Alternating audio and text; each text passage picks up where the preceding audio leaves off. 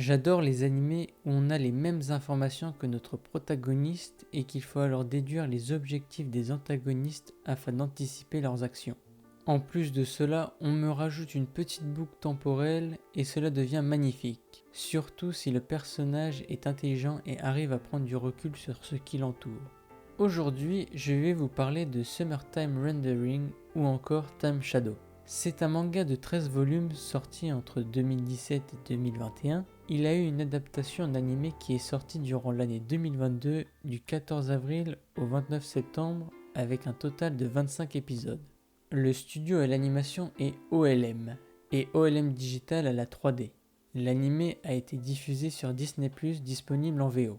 Du coup, le récit nous emmène sur une île isolée où Shinpei revient après 2 ans d'absence car il a appris que son ami d'enfance est décédé.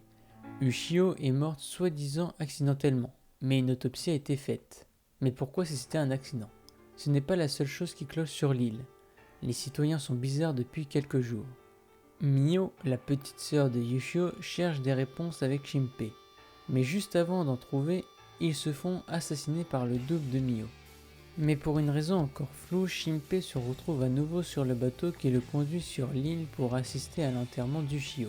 Complètement troublé par les événements et imaginant qu'il a fait un mauvais rêve, il cherche quand même à prendre du recul sur ce qu'il a vécu.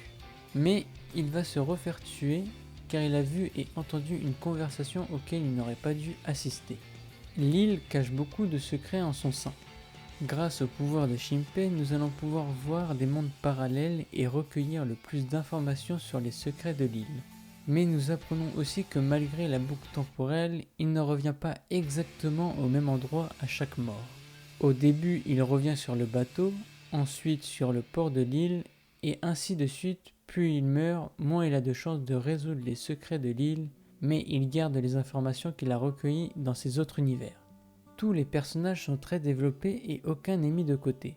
Dû au secret de l'île, chacun se doit d'être mis en avant dans l'histoire pour se sentir proche d'eux et savoir ce qu'il se passe. Les épisodes sont tous importants car on apprend à chaque épisode une information supplémentaire. Aucun épisode est un filler, tout l'anime adapte le manga, ce qui permet d'avoir un début et une fin en une saison de 25 épisodes. Malgré le fait que l'histoire est tournée sur l'aspect enquête, il y a quand même des scènes d'action très intenses et très bien animées. Il y a aussi certains détails durant l'anime qui permettent de faire des suppositions et qui auront une importance dans l'histoire. Rien n'est laissé au hasard avec l'animation et les musiques qui permettent de se plonger dans l'univers. Enfin, l'anime est très mature dans son récit. Avec le voyage temporel, on pourrait se perdre facilement, mais l'histoire est très bien écrite et permet de suivre le récit sans difficulté. Shinpei est un personnage qui est très intelligent et qui prend du recul sur ce qui l'entoure. On s'attache très vite à nos personnages comme Shinpei et Mio. Malgré le fait qu'ils soient en danger à tout moment, on retrouve des scènes chill. Le danger les guette partout et chaque détail de l'anime aura une importance. C'est pour cela qu'il faut regarder chaque épisode. Mais si le mal peut prendre l'apparence de chaque personne, comment distinguer les doubles? Comment faire pour avoir confiance aux autres? Comment Shinpei va résoudre les secrets de l'île? Et surtout, va-t-il y arriver? Voici la fin de la vidéo, merci de l'avoir regardée. Si vous avez des avis sur la vidéo, mettez-les dans les commentaires afin de m'améliorer. À la prochaine et prenez soin de vous.